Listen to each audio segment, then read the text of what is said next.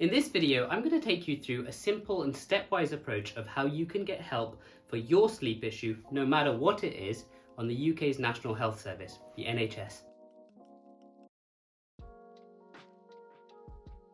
Hello, I'm Josh, I'm a doctor working in London, and if you're new here, then welcome. This is a place where we talk about everything sleep, in particular how you can get the best night possible with the aim of waking up feeling energized, mentally focused and ready for the day ahead. As a doctor working in the UK's National Health Service, I know that it can be incredibly confusing navigating some of the services. So whether you've never seen anyone before about your sleep problems, or if you've tried but really struggled to get help, then this video is for you. And if you live in another country that's not the UK, then don't worry, keep watching.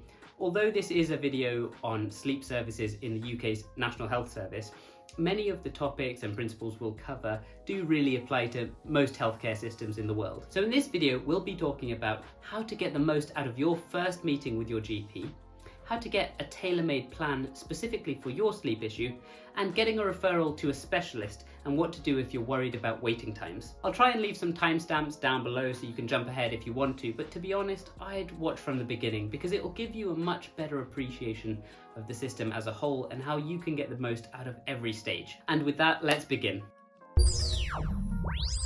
So when thinking about getting the most out of that first meeting with your GP, one of the sad realities is that you've only got 10 to 12 minutes, 15 if you're really lucky, to talk.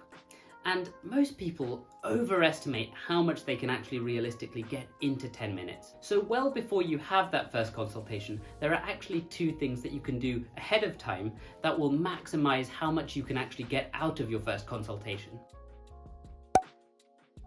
Now, one of the things that invariably gets talked about in early conversations around sleep is what people call sleep hygiene. Now, I've made a previous video on this, so if you don't know what sleep hygiene is, you can take a look. But essentially, it's a set of sleep habits that you just have to get right. It's kind of like the foundation of a house. If your foundation of sleep hygiene is solid, then the house is likely to stand tall. But if your foundation is shaky or weak, then the house of sleep is inevitably going to crumble and fall. So if you haven't already, you could take a look at that video I've made, and if there are obvious areas to work on, it's well worth addressing them well before that first consultation. Though I have a bit of a love-hate relationship with the term sleep hygiene, I just feel that term gets bandied around so much without any thought. Fixing any obvious problem areas can occasionally be all that's needed to solve your sleep woes. And hey, it may just save you that first meeting with your doctor in the first place. But here's the thing, if you feel you're at the point of needing to see a doctor, it's very likely that you've scoured the internet looking for answers and you've probably stumbled upon what is essentially sleep hygiene. And a lot of those habits you'll feel like you've mastered and you're on top of. So what's next? A sleep diary is a 1 to 2 week record of your sleeping and waking times per night, documented usually within about 30 minutes of you getting out of bed each day. I'll link a separate video somewhere here of how exactly to complete a sleep diary, and I'll try and leave a link in the description below of one that you can literally download and take to your GP. But sleep diaries are a cornerstone piece of any early sleep assessment, and they're often actually suggested as homework at the end of your first sleep consultation. So if you do it well ahead of time and bring it to your GP appointment, not only will you protect time in that consultation to talk about the meat and bones of your sleep issue, but you'll also be able to get straight to the point, and you'll be able to look with your therapist or with your doctor for any patterns or themes that are emerging in your completed sleep diary, and be able to tailor your treatment to exactly what's going on there. In particular, if there's a bit of a wait from when you first book to see your GP to when you actually get to see them, doing a sleep diary during this time can be a really, really valuable use of time. So how to maximize your first consultation? So when you speak to your GP for the very first time about your sleep issue, the point of this consultation is for you to be able to describe it in your own words. Your GP should take the time to try and listen and understand your sleep issue. So really, it should be you talking for the first 1 to 2 minutes of the consultation. After all, you're the one living with the problem. But remember the reality of the clock. So get straight to the point and be very clear and cover these points. 1. What exactly do you mean by poor sleep? Are you having trouble getting off to sleep? Are you feeling very sleepy in the daytime? Are you waking up multiple times in the night time or waking very early in the morning?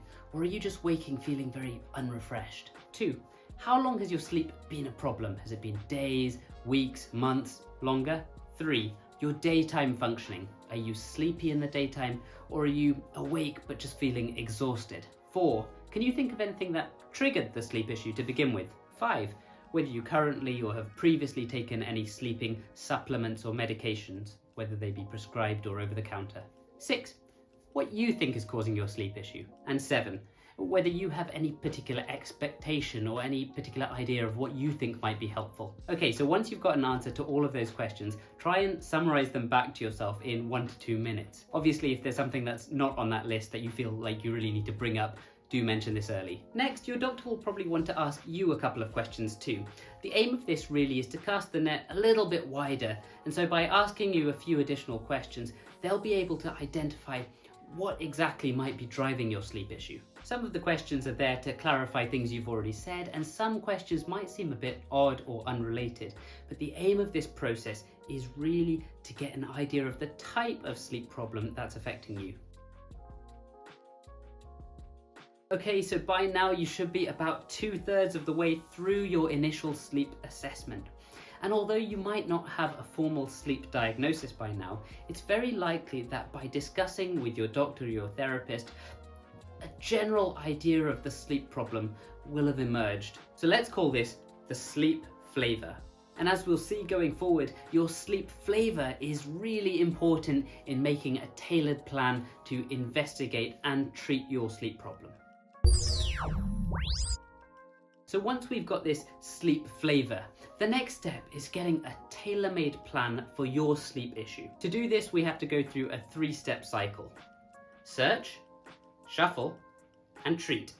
So the first part of the cycle is this search phase, where your doctor will look back at the sleep flavor that's emerged and try and break it down into some of its core or key ingredients. Yeah, you see what I did there? So just like in cooking, how any flavor may have a key ingredient and a few spices and herbs dashed in, for your sleep flavor, the search strategy tries to identify any key ingredients that might be driving your sleep problem. So for example, if the sleep flavor seems to be hinting very strongly of thyroid problems, then your doctor may want to book a blood test to check for your thyroid hormone. Alternatively, if your night seems to be littered with aromas of low mood and anxious thoughts, then your doctor might want to discuss this specifically with you, as well as using any questionnaires and scoring tools to explore it further. If a large part of your night seems to revolve around getting up to the toilet to go and pee, then questions around flow of urine, frequency, your fluid intake,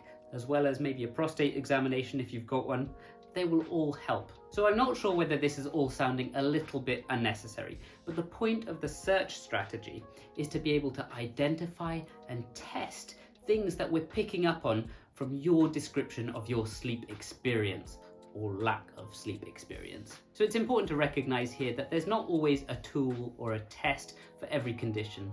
For example, with the menopause, you don't typically do any blood tests. But overall, this process of searching for the underlying problem helps us understand what's more likely to be causing the problem and what's less likely to be causing any issues. So in doing this, much like shuffling a pack of cards, we're moving some items to the top and some items to the bottom. But unlike shuffling a pack of cards, this process isn't random, it's very intentional. So at this point, as we're applying our search and shuffle approach, your doctor might start suggesting any treatments for things that are really obviously emerging. For example, if your thyroid hormone is very low, then they may suggest a prescription for a thyroid medication. But this is where those blanket recommendations for sleep hygiene or prescribing a sleeping tablet as a tool to fix all of these sleep issues really falls apart. Because if there's a glaring issue, something else like sleep apnea, then no amount of sleep hygiene is going to fix the issue. And if you're prescribing a sleeping tablet, then you're just sort of papering over the issue. Okay, so if you've made it this far, then well done. Or if you've just gotten bored and jumped ahead to this point, then that's okay too. But I want to address the elephant in the room, which is, okay, but I just want to see a sleep specialist. I don't want to faff around with my GP. How do I get referred?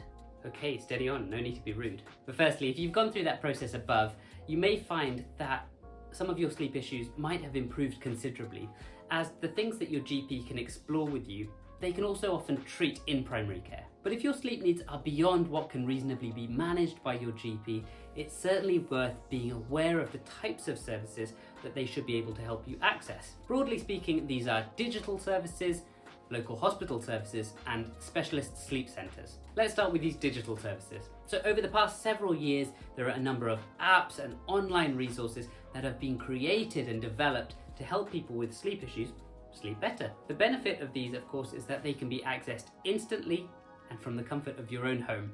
There are particular types of therapy that lend themselves really nicely to this mode of delivery. This includes things like chronic insomnia, where you've got a particular focus on thoughts and behaviours. And we know that CBTI, which is cognitive behavioural therapy for insomnia, is the gold standard treatment and can be used effectively through digital methods. In the UK, there are many services such as Sleep Station and Sleepio, and I'm sure there are plenty more that provide this sort of therapy through a digital interface. The issue is that provision of these as NHS services is locally funded, so it really depends where in the country you are. At the moment, at the time of me recording this video, for example, Sleep Station does provide some NHS provision free of charge, but only in particular areas of the country. And likewise, recently the UK's National Institute for Clinical Excellence recommended Sleepio as an evidence-based and effective method of delivering cognitive behavioural therapy for insomnia in a digital environment. However, this is only available free of charge to patients who live in Scotland or who have a cancer diagnosis and are under Macmillan Cancer Services.